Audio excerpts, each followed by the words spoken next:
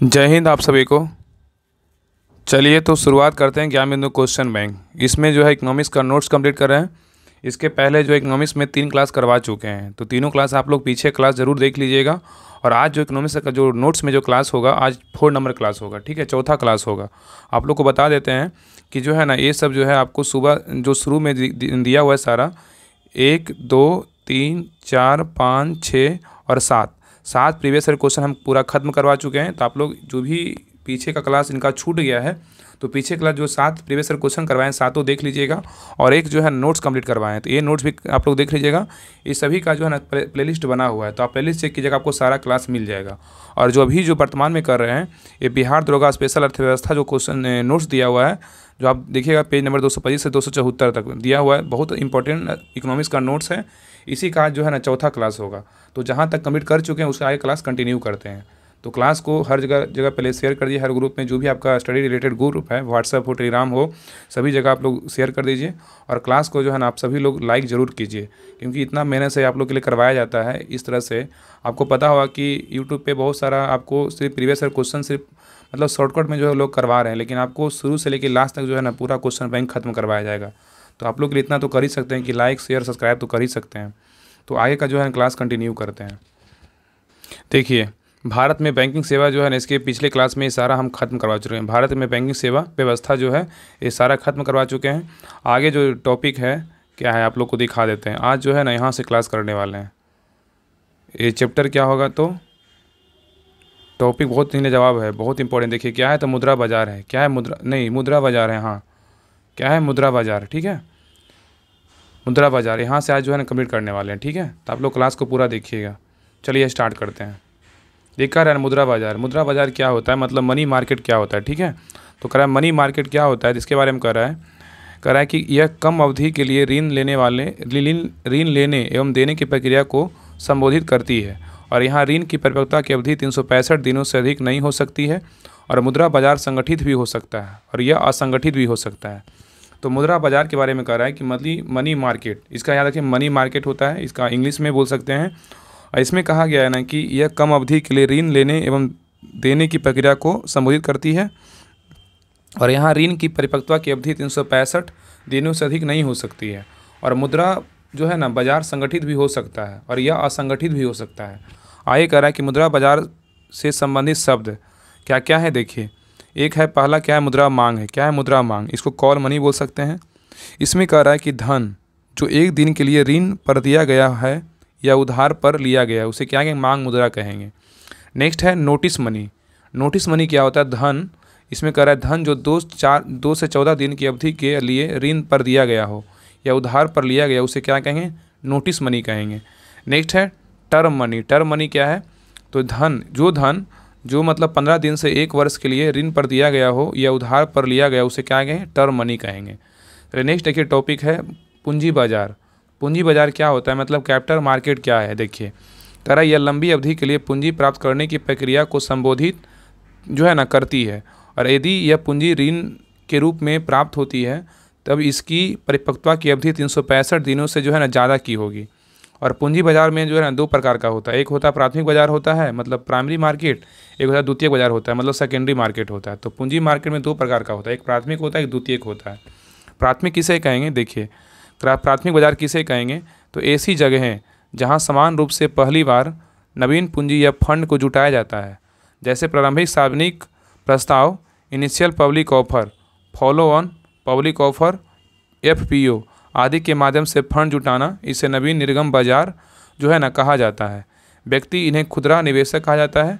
और वित्तीय संस्थाएं, म्यूचुअल फंड और बीमा कंपनियां किसी कंपनी के नए शेयर निर्गम खरीद सकते हैं। और आईपीओ के लिए भारतीय प्रतिभूति एवं विनिमय बोर्ड की पूर्व अनुमति जो है ना क्या है, तो आवश्यक है। फिर नेक्स्ट आइए, आगे देख कह रहा है कि on the basis of share market. कह रहा है on the basis of share market, मतलब शेयर बाजार के आधार पे क्या है। देखिए पहला आईपीओ होता है, दूसरा एफपीओ होता है, तीसरा राइट इशू होता है, चौथा क्या है, स्वीट शेयर होता है। देखिए आगे कह रहा है कि आईपीओ मतलब आईपीओ का फुल फॉर्म याद रखिएगा कि इनिशियल पब्लिक ऑफर होता है। आईपीओ का जो फुल फॉर्म होता है क्या होता है, इनिशियल पब्लिक ऑफर होता है। तो इसमें कह रहा है कि जब किसी कंपनी की स्थापना के लिए शुरुआत में पहली बार शेयर जारी किया जाता है, उसे जो है ना आईपीओ कहते हैं। तो पहला इसमें क्वेश्चन ये याद रखिएगा कि आईपीओ का फुल फॉर्म क्या होता है, तो इनिशियल पब्लिक ऑफर होता है। और आईपीओ किसे कहेंगे, तो जब किसी कंपनी की स्थापना के लिए शुरुआत में पहली बार शेयर जारी किया जाता है उसे क्या कहेंगे, आईपीओ कहेंगे। आगे देखिए कह रहा है कि follow on the public offer, FPO. FPO का क्या होता है, तो follow on the public offer. जब किसी कंपनी के विस्तार के लिए शेयर जारी किया जाता है उसे एफपीओ कहेंगे। क्या कहेंगे, एफपीओ कहेंगे, मतलब फॉलो ऑन पब्लिक ऑफर कहेंगे। नेक्स्ट है राइट इशू। राइट इशू क्या होता है, तो जब कोई कंपनी अपनी कर्मचारियों के बीच मेहनत के बदले बोनस के रूप में शेयर जारी करती है। तो यहाँ पे कह रहा है कि राइट इशू के बारे में कि जब कोई कंपनी अपनी कर्मचारियों के बीच मेहनत के बदले बोनस के रूप में शेयर जारी करती है उसे जो है ना क्या कहते हैं, राइट इशू कहते हैं। ऐसे कर्मचारियों को मालिकाना का हक जो है ना प्राप्त होने लगता है। बहुत लोग क्या होता है ना कि इकोनॉमिक्स की क्लास में करने में ना बहुत लोग का मन ही नहीं लगता है। क्या होता है ना कि इसमें लोग क्लास को देखते नहीं है। बहुत लोग देख रहे हैं, तीन क्लास करवाएं इधर, बहुत एकदम कम लोग देखे हैं। पता ना क्या होता है, अरे आपको सिलेक्शन लेना है ना तो आपको पढ़ना पड़ेगा। आप ये सोच के पढ़िए ना कि हमको ज़बरदस्ती हमको पढ़ना है। सोचिए अगर हमको नहीं करवाना रहता तो क्यों स्किप कर देते, क्या मतलब अथी था। लेकिन नहीं, चाहते नहीं कि जो हम लोग हमसे जुड़े हैं ना उनको एकदम सटीक रूप से जो है ना उनको प्रोवाइड करवाया जाए। जो भी हम बोले हैं उनको कंटेंट मतलब दिया जाए। उनको मतलब जो है ना कम से कम बुक से नहीं पढ़ते तो क्लास को देखने से ना उनको अच्छे तरीके से याद हो जाएगा। जब जैसे अगर बिना स्पीड के पढ़िएगा तो आपको देखिए कोई भी चीज़ ना एक ऑटोमेटिक एक बार में नहीं होता है। आपको बार बार उस पर प्रैक्टिस करना पड़ेगा, बार बार रिवीजन करना पड़ेगा। तो हर क्वेश्चन जो है ना, क्वेश्चन जो बनेगा ना वही क्वेश्चन आपसे पूछता है।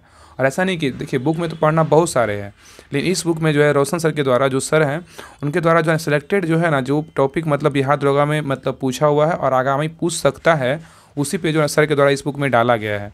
तो इस बुक को याद रखिए ना कि आपको लूसेंट और ज्ञान बिंदु क्वेश्चन बैंक और आपको रेहांस पब्लिकेशन का जो द सिलेक्शन ग्रुप आया है क्वेश्चन बैंक, मतलब कितना हो गया, लूसेंट एक हो गया और क्वेश्चन बैंक और ये 2 क्वेश्चन बैंक, 3 बुक हो गया। बाकी घटना चक्र और बाकी अगर टेस्ट लगा रहे हैं और एक प्रैक्टिस सीट, इतना कीजिए ना, क्या मतलब है कुछ आलतू फालतू करने का। और आपको प्रीवियस ईयर क्वेश्चन तो पढ़ना पड़ेगा, हर हाल में पढ़ना पड़ेगा, क्योंकि सर ऐसे नहीं डाल दिए। सर का इतना अनुभव सालों से है, इतना सिलेक्शन वहाँ से होता है, तो सर तो बेहतर तरीके से ही डाले हैं। तो आप लोग जो है ना नहीं भी मन करे ना देखने का कि इकोनॉमिक्स, हर चीज़ ना आपको अकबर बाबर नहीं ना आपको मिलेगा। हर चीज़ में आपको मतलब पूरी सब्जी ही खाने को मिले, कहीं कहीं आपको कहीं कहीं सूखा रोटी भी खाने को मिल जाता है, थोड़ा बासी वगैरह तो खाना पड़ता है। और स्टूडेंट लाइफ में तो आप जो रह रहे हैं उनको पता होगा, हम खुद स्टूडेंट, हमको पता है कि कैसे कैसे घर पे कैसे खाना मिलता है, यहाँ पे कैसे खाया जाता है, तो आप समझ सकते हैं। तो सबके जैसा मत बनिए। आप सोचिए ना कि हमको सारा क्लास जो भी आता है क्लास सभी को देखना है। और इस चैनल पे जो है ना बेबाक क्लास नहीं आता, सब इंपॉर्टेंट क्लास आता है। आप इस बात को समझिए। और आपको इकोनॉमिक्स पढ़ना पड़ेगा, क्योंकि इकोनॉमिक्स का वेटेज जो है ना आपको पीटी एग्ज़ाम में, आप 1275 का पीटी एग्ज़ाम देखिएगा, हम सिलेबस में भी जो जिक्र किए हैं, तो आप देखिएगा कम से कम 7 क्वेश्चन जो है ना पीटी एग्जाम फर्स्ट शिफ्ट में आया और सेकेंड में 6 से 7 क्वेश्चन आया है। तो 7 क्वेश्चन में अगर आप 5 क्वेश्चन भी सही नहीं कर रहे हैं तो सोचिए कि आपका जो है ना पीटी एग्जाम में रिजल्ट होने की संभावना बहुत कम है। तो इसलिए सभी लोग क्लास को देखा कीजिए, बहुत मेहनत से जो है ना आप लोग के लिए क्लास लाया जाता है। इस बात को समझिए और हर ग्रुप में शेयर कीजिए। और चैनल को अगर नए हैं तो चैनल को सब्सक्राइब जरूर कर लीजिए, क्योंकि आपको इस चैनल पे ना आपको कम समय में ना बहुत अच्छे तरीके से ना आपको रिवाइज करवाया जाएगा। और ये ज़रूरी नहीं कि मतलब आपको मतलब एक तो होता है ना कि हाँ हम क्लास कर रहे हैं तो एक ही बार में याद हो जाए। आपको एक बार नहीं हो रहा, 2 बार कर लीजिए। अगर मान लीजिए कोई हार्ड सब्जेक्ट है, मान लीजिए इकोनॉमिक्स थोड़ा हार्ड है तो कोई पढ़ना नहीं चाहते हैं तो थोड़ा सा 2 बार कर लेंगे, 2 बार देख लेंगे क्लास को, क्या दिक्कत है। खैर कोई नहीं, आप लोग खुद समझदार हैं, आप लोग खुद स्टूडेंट हैं, मतलब एक तरह से बिहार दरोगा का स्टूडेंट, आप लोग खुद सीनियर हैं, तो आप लोग तो पता होगा कि क्या सही है क्या गलत है। चलिए आगे देखते हैं। तो राइट इशू याद रखिएगा कि जब कोई कंपनी अपनी कर्मचारियों के बीच मेहनत के बदले बोनस के रूप में शेयर जारी करता है तो उसे जो है ना राइट इशू कहते हैं। और ऐसे जो है ना कर्मचारियों को मालिकाना हक प्राप्त होने लगता है।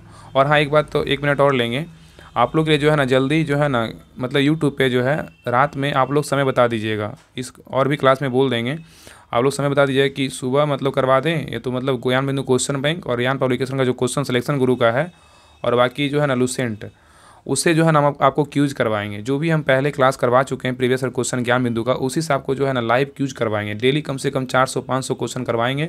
तो आप लाइव, थोड़ा सा नेट का प्रॉब्लम है, नेट का जो है ना वाईफाई थोड़ा सा सेट हो जाए ना, लग जाए तो अच्छा रहेगा। अगर लग जाएगा तो फिर नेटवर्क प्रॉब्लम नहीं होगा, क्योंकि नेट का अगर हम स्टार्ट कर दें मोबाइल का नेट से तो क्या होता है कभी कभी बफरिंग हो जाता है तो बहुत प्रॉब्लम होता है। हम चाहते हैं कि पूरा क्लियर आए और अच्छे तरीके से नेट प्रॉपर तरीके से चले। तो उस अनुसार जो है ना आप बता दिए कमेंट में कि हाँ सुबह इस क्यूज को स्टार्ट किया जाए या तो शाम में, रात में मतलब। तो जो है ना लाइव 1-1.5 घंटा आपसे जो है ना कुछ बात भी कर लेंगे और लाइव आपको जो है ना 400-500 क्वेश्चन आपको करवा भी देंगे। तो इससे होगा ना कि लाइव जब पूछेंगे तो आपसे बहुत सारे क्वेश्चन आपको याद होगा, ठीक है। तो लाइव क्यूज करवाने से ना बहुत फ़ायदा है। तो जल्द ही स्टार्ट करेंगे, आप लोग बस साथ बनाए रहिए, बस यही है। शुरू से साथ दिए तो अंतिम तक भी जो है ना लोग साथ में मिलकर के जो है ना संघर्ष को जो है ना अचीव करेंगे। जो भी मतलब एम है, जिनका भी एम है सपना कुछ भी मतलब जॉब लेने का, वर्दी पहनने का, तो मिल करके जो है ना सपना को हासिल करेंगे। बस अपने ऊपर बिलीव रखिए, हर हाल में जो है ना सपना ज़रूर पूरा होगा अगर देखें हैं तो। चलिए आगे देखिए। स्वीट शेयर कह रहा है कि स्वीट शेयर क्या होता है। तो ऐसे शेयर जिनकी लोकप्रियता या मांग अधिक होती है उसे जो है ना स्वीट शेयर कहते हैं। तो यहाँ पे कह रहा है कि स्वीट शेयर किसे कहेंगे। तो ऐसे शेयर जिनकी लोकप्रियता की या मांग अधिक होती है उसे स्वीट शेयर कहेंगे। जैसे चर्चित कंपनी का स्वीट शेयर है, ठीक है, स्वीट शेयर होते हैं। चलिए नेक्स्ट आइए। कम कम करेंगे, अच्छा है, कम कम छोटा छोटा क्लास रहेगा तो अच्छा रहेगा, आप लोग पढ़ लीजिएगा। चलिए नेक्स्ट देखिए द्वितीयक बाजार क्या होता है। तो कह रहा है ऐसी जगह जहाँ कंपनियों की वर्तमान प्रतिभूतियों, मतलब ज्ञान बिंदु का बात कर रहे हैं, जो भी इकोनॉमिक्स चल रहा है, इसका कम कम क्लास करेंगे तो ज़्यादा अच्छा रहेगा। तो कह रहा है द्वितीयक बाजार कह रहा है कि ऐसी जगह जहाँ कंपनियों की वर्तमान प्रतिभूतियों का कारोबार स्टॉक एक्सचेंज जैसे बॉम्बे स्टॉक एक्सचेंज और नेशनल स्टॉक एक्सचेंज के माध्यम से किया जाता है। नेक्स्ट है भारतीय प्रतिभूति एवं विनिमय board, security and exchange board of India, मतलब इसको क्या कहेंगे, सिडबी कहेंगे, ठीक है। तो कह रहा है इसमें कि भारतीय शेयर बाजार और अन्य प्रतिभूति बाजारों के व्यवसाय को विनियमित करने तथा उन्हें संगठित रूप से प्रदान करने के लिए भारत सरकार द्वारा भारतीय प्रतिभूति एवं विनिमय बोर्ड की स्थापना 1988 में एक विधि इतर निकाय के रूप में की गई थी। 12 अप्रैल 1992 को भारतीय प्रतिभूति एवं विनिमय बोर्ड की अधिनियम 1992 के तहत इसे वैधानिक दर्जा प्रदान किया गया।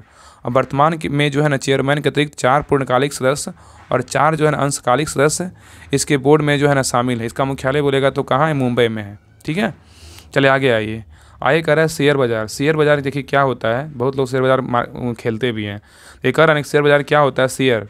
तो कह रहा है एक ऐसा प्रमाण पत्र जिससे किसी संस्था में हिस्सेदारी या भागीदारी का अधिकार प्राप्त होता है, उसे क्या कहते हैं, शेयर बाजार कहते हैं, मतलब शेयर कहते हैं। तो शेयर किसे कहेंगे, ऐसा प्रमाण पत्र जिससे किसी संस्था में हिस्सेदारी या भागीदारी का अधिकार प्राप्त हो जाता है उसे शेयर कहते हैं।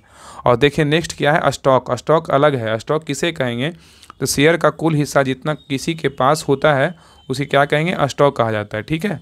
तो यहाँ पे कह रहा है ना कि स्टॉक किसे कहेंगे, तो शेयर का कुल हिस्सा जितना किसी के पास होता है उसे स्टॉक कहा जाता है। और स्टॉक मार्केट जो है ना, स्टॉक एक्सचेंज या वह स्थान बाजार जहाँ स्टॉक का लेन देन होता है उसे स्टॉक एक्सचेंज कहा जाता है। नेक्स्ट है भारत में मुख्य 2 स्टॉक एक्सचेंज है। पहला क्या है, बॉम्बे स्टॉक एक्सचेंज, दूसरा क्या है, नेशनल स्टॉक एक्सचेंज, मतलब BSE, और क्या है, NSE है। आइए कह रहा है कि भारत में सबसे बड़ा स्टॉक एक्सचेंज बोलेगा तो नेशनल स्टॉक एक्सचेंज है, NSE है, जिसका गठन जो है 1992 में हुआ था। तो याद रखिएगा कि भारत में सबसे बड़ा, अगर पूछेगा कि भारत में सबसे बड़ा स्टॉक एक्सचेंज जो है ना कौन सा है, तो NSE है, नेशनल स्टॉक एक्सचेंज है, जिसका जो गठन हुआ था 1992 में किया गया था।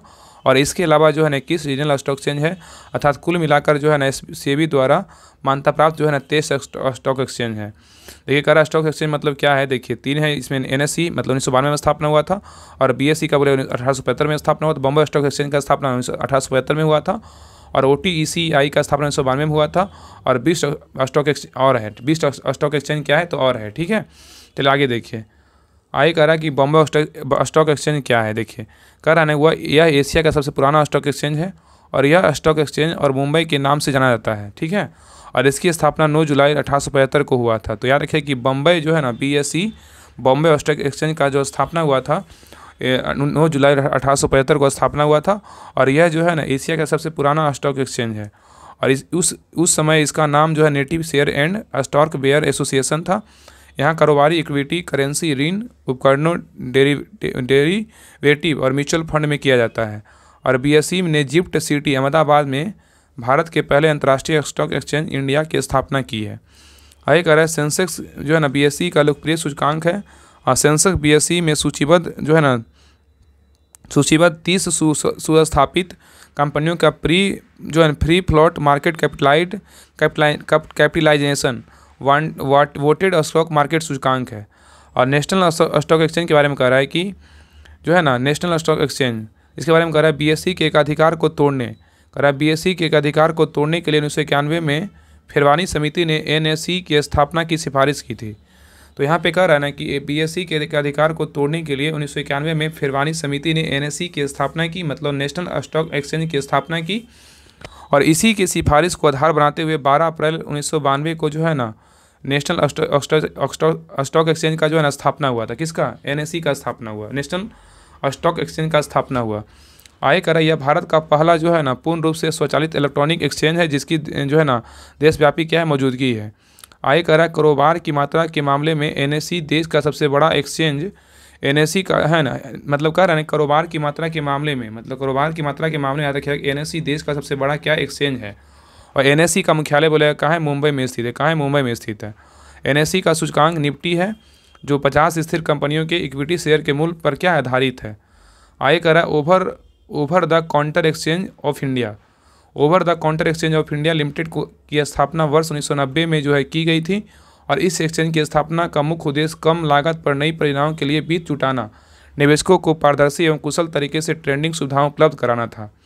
आय करा over the counter stock exchange Bharat में स्थित एक इलेक्ट्रॉनिक स्टॉक एक्सचेंज है जो छोटे एवं मध्यम आकार की फर्मों को पूंजी बाजार तक पहुंचाने में क्या होता है? सहायता प्रदान करता है ताकि वे पूंजी बाजार के लाभ जो है ना प्राप्त कर सकें। देश का सबसे पहला बोलेगा कागज रहित शेयर कारोबार बोलेगा इसी स्टॉक एक्सचेंज में संपन्न हुआ था। ठीक है, अर्थात भारत के शेयर बाजार में स्क्रीन आधारित जो है ना कारोबार, मतलब कंप्यूटर आधारित कारोबार की शुरुआत यहीं से हुई थी। चलिए आगे देखिए। आगे देखा रहा कि विश्व के जो है ना विश्व के प्रमुख शेयर बाजार क्या क्या है। देखिए शेयर बाजार यहाँ दिया हुआ है, यहाँ पे समझिए देश है, कौन सा देश का कौन सा शेयर बाजार है, ये भी बहुत सारा कुछ एग्जाम में जो है ना क्वेश्चन पूछ चुका है। तो डोव जोन्स बोलेगा किसका है? तो न्यूयॉर्क का है। डोव जोन्स किसका? न्यूयॉर्क यूएसए का है। और नैस्डैक किसका है? तो यूएसए का है। नैस्डैक किसका है? तो यूएसए का है। निक्की बोलेगा तो किसका है? जापान का है। हैंगसेंग बोलेगा तो हांगकांग का है। और फ्रैंकफर्ट बोलेगा किसका है? तो फ्रैंकफर्ट बोलेगा तो जर्मनी का है। स्टेट टाइम्स सीमेक्स बोलेगा तो सिंगापुर का है। म्यूटेल बोलेगा तो इटली का है। संघाई कंपोजिट बोलेगा तो चीन का है। बोप्सवा बोलेगा तो ब्राज़ील का है। एफटीएसी 100 बोलेगा किसका है? तो लंदन का है। सियोल कंपोजिट बोलेगा तो सियोल का है।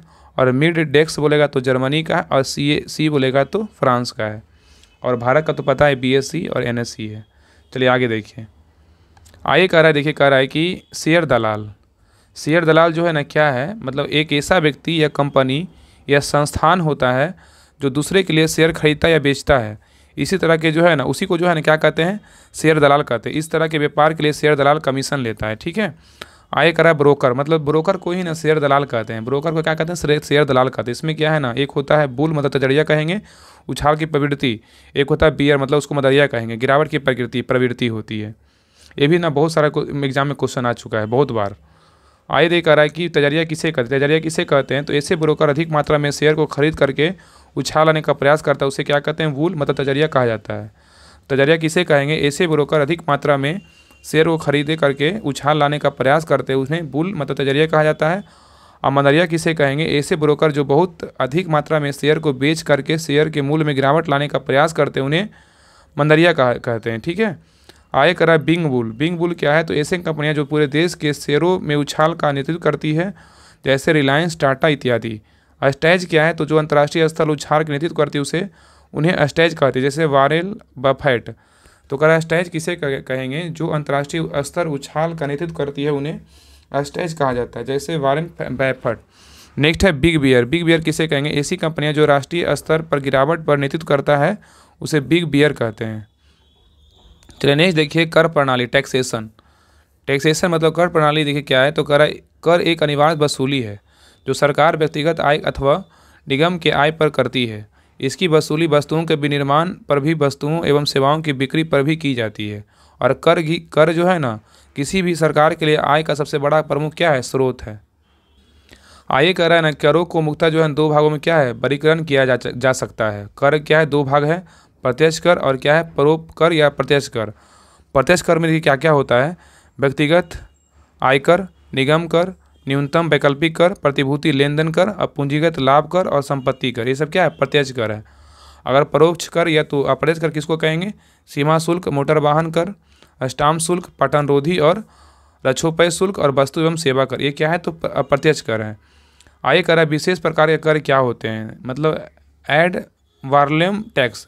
जब मूल के अनुसार कर लगाया जाता है तो उसे एड वॉल्यूम कहा जाता है। जैसे इनकम टैक्स और क्या है कॉर्पोरेट टैक्स। नेक्स्ट देखिए कह रहा है कि स्पेसिफिक टैक्स किसे कहेंगे, जब मूल्य के अलावा अन्य गुणों के आधार पर कर लगाया जाता है उसे विशिष्ट कर कहा जाता है, जैसे भार, मात्रा, संख्या, लंबाई इत्यादि।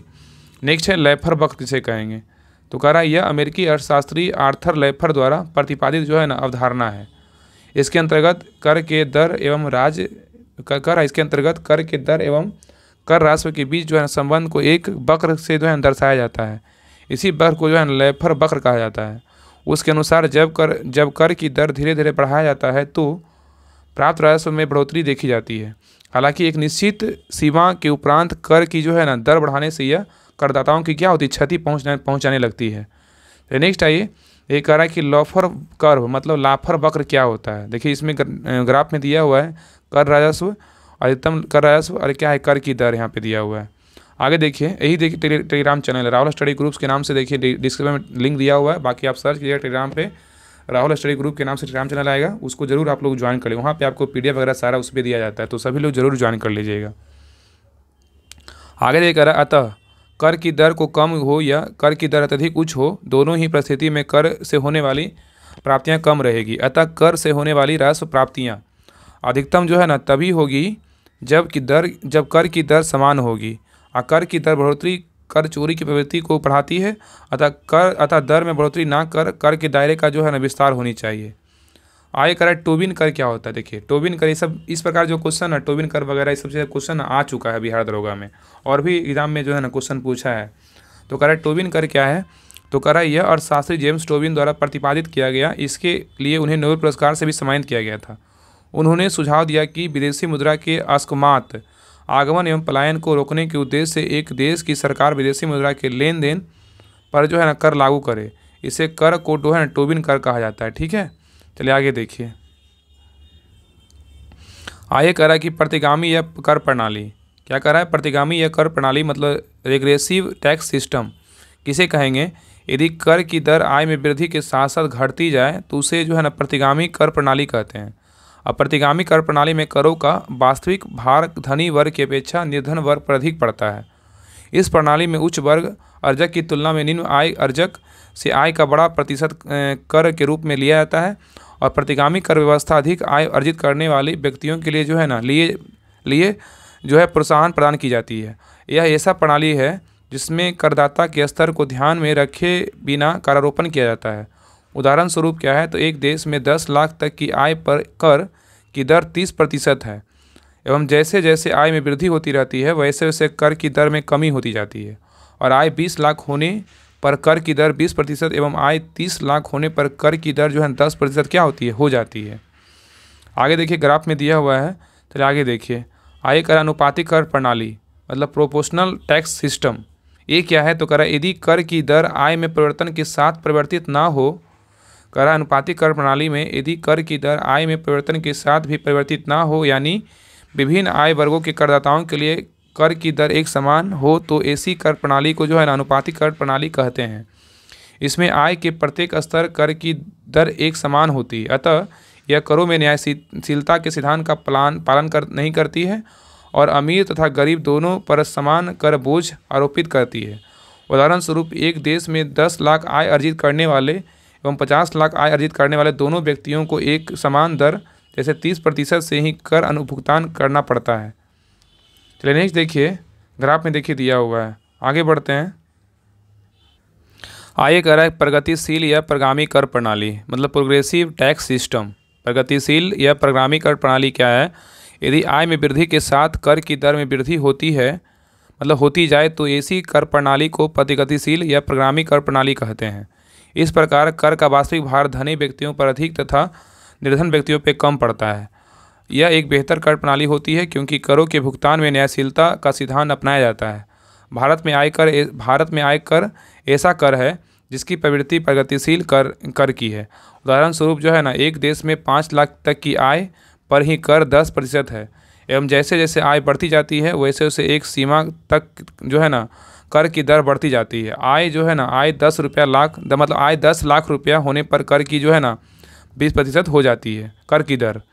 देखिए ग्राफ में समझाया गया है, आगे देखिए। अब क्रमिक कर प्रणाली। अब क्रमिक प्रणाली क्या है, मतलब डिग्रेसिव टैक्स सिस्टम। अब क्रमिक कर प्रणाली क्या है, डिग्रेसिव टैक्स सिस्टम। अब क्रमिक कर प्रणाली एक ऐसी कर प्रणाली है जिससे प्रारंभ में कर की दर आय बढ़ने के साथ बढ़ती है, लेकिन एक निश्चित सीमा के बाद की कर की दर स्थिर अथवा निश्चित हो जाती है, चाहे आय कितनी भी हो।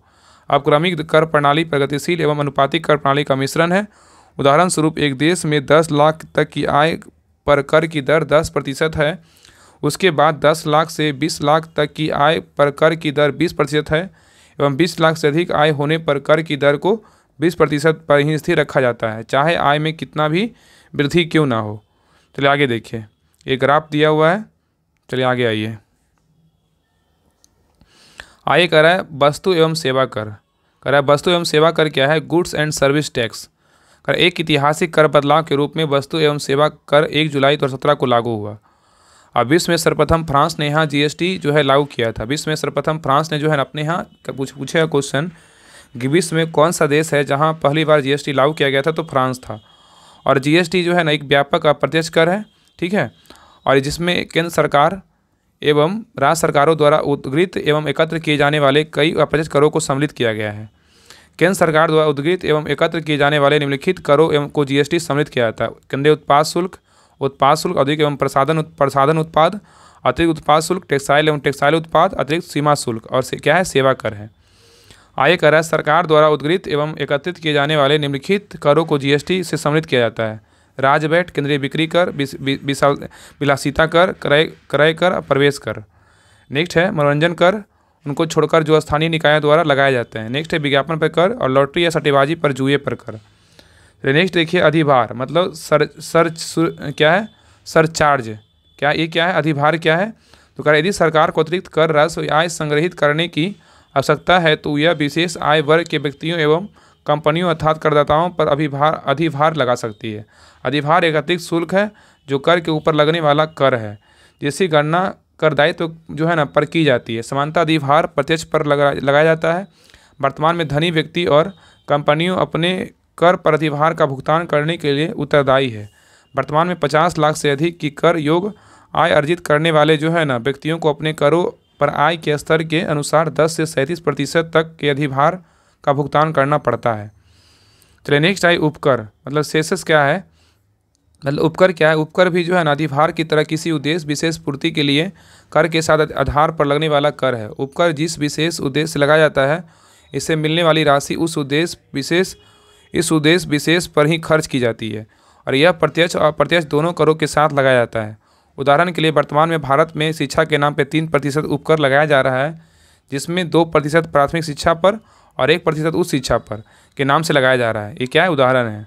चलिए आगे देखिए। आगे कह रहा है कर जो है ना कर अपवचन, मतलब टैक्स इवेजन कर रहा है, मतलब इसमें कह रहा है किसी व्यक्ति, कंपनी या किसी करदाता पर वैधानिक रूप से जो कर देय होता है उसे भुगतान को ना करना, जैसे कर रिटर्न दाखिल ना करना या संबंधी विवरणों को जानबूझकर आय या निवेश के संबंध में गलत या भ्रामक विवरण प्रस्तुत करना कर अपवचन कहलाता है। और कर अपवचन एक गैर कानूनी क्रिया एवं अपराध है। नेक्स्ट है tax reform of in India, चलैया समिति 1991 में आया था। इन्हीं के नेतृत्व में भारत में 1991 में कर सुधार का शुरुआत किया गया, इसलिए इन्हें कर सुधारों का पिता कहा जाता है। किनको, चलैया समिति को, ठीक है। आगे कह रहा है कि विजय केलकर, जीएसटी की सिफारिश पर इन्होंने ही किया था, और जीएसटी की सिफारिश इन्होंने ही किया था विजय केलकर।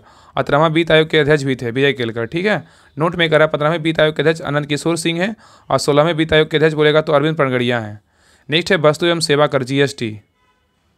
कर रहा है कि विजय केलकर समिति की सिफारिश पर 1 जुलाई 2017 को जो है लागू किया गया था जीएसटी को, और 17 प्रत्यक्ष करों में एवं 22 उपकरों को मिलाकर जीएसटी बनाया गया था, और इसके लिए 101वां संविधान संशोधन आर्टिकल 279 का ए में जोड़ा गया। इसके अंतर्गत जीएसटी एवं जीएसटी काउंसिल दोनों आता है। जीएसटी का जो टैक्स रेट होता है 0%, 5%, 12%, 18% और 28%। ये भी देखिए क्वेश्चन बिहार दरगाह में पूछा हुआ है। टैक्स का जो रेट होता है 0%, 5%, 12%, 18% और 28, 0, 5, 12, 18, 28। नेक्स्ट देखिए करा जीएसटी का इतिहास क्या है। भारत में अप्रत्यक्ष करों में सुधार के लिए सबसे पहले लक्ष्मीकांत झा समिति 1976 में बनाई गई, तथा इसने मानवत की सिफारिश की, जिसे भारत सरकार ने 1981 में लागू किया, ठीक है। और देखिए मानवत बोलेगा 1981, मोडवेट बोलेगा तो 1986, सेनवेट बोलेगा 2000, और वैट बोलेगा 2005, और जीएसटी बोलेगा 2017 में आया था। नेक्स्ट कर रहा है कि जीएसटी मतलब one nation one tax. GST क्या है, मतलब क्या, वन नेशन वन टैक्स मतलब वन मार्केट। जीएसटी लागू होने से पूरे देश में जो है ना एक बाज़ार में बदल गया और वस्तुओं और सेवाओं का उत्पादन एक जैसी हो गई। और जीएसटी जो है ना मतलब काउंसिल की स्थापना 2016 में हुआ था और अनुच्छेद बोलेगा 279 का ए है। इसमें 1/3 वोटिंग राइट केंद्र सरकार के पास होता है और एवं केंद्र का वित्त मंत्री सदस्य होता है। नेक्स्ट कर रहा है कि इसमें 2/3 वोटिंग राइट राज्यों के पास होता है और सदस्य राज्यों का वित्त मंत्री होता है। कोई भी निर्णय बहुमत से लिया जाता है। अनुच्छेद 246 का ए के द्वारा यह व्यवस्था की गई है कि कैसे केंद्र एवं राज्यों के बीच जीएसटी से प्राप्त आय का आवंटन मतलब जो है ना आय का बंटवारा किया जाए। तो यहाँ पे कह रहा है अनुच्छेद 246 का ए के द्वारा यह व्यवस्था की गई है कि कैसे केंद्र एवं राज्यों के बीच जीएसटी से प्राप्त आय का बंटवारा जो है ना किया जाए और इसी के अंतर्गत जीएसटी के लिए केंद्र सरकार को अधिकार दिया गया है। ठीक है, तो आज के लिए रहने दीजिए यहीं तक, क्योंकि ज़्यादा बड़ा क्लास करेंगे तो आपको भी लगेगा कि हाँ इतना इकोनॉमिक्स हार्ड है, तो कम कम करेंगे। अगले क्लास में जो है ना सरकारी बजट से पढ़ेंगे। ठीक है, ये चैप्टर नया है, बहुत इंपॉर्टेंट है ये भी, सरकारी बजट। तो यहाँ से अगले क्लास में करेंगे, मतलब 5वें क्लास में करेंगे। तो क्लास कैसा लगा कमेंट में जरूर बताइएगा। जो भी क्वेरी रहता है आप कमेंट सेक्शन में आप जरूर कमेंट कर दीजिए। और हर ग्रुप में जो है ना आपसे रिक्वेस्ट रहता है कि हर ग्रुप में आप क्लास को शेयर जरूर कीजिए और चैनल को सब्सक्राइब जरूर कीजिए और क्लास को जो है ना लाइक जरूर कीजिए। आप सभी लोग से रिक्वेस्ट है, क्लास लोग देखते बहुत लोग हैं लेकिन लाइक नहीं करते, इसलिए लाइक सभी लोग आप लोग जरूर कीजिए। तो मिलते हैं नेक्स्ट क्लास में, तब तक के लिए जय हिंद जय भारत।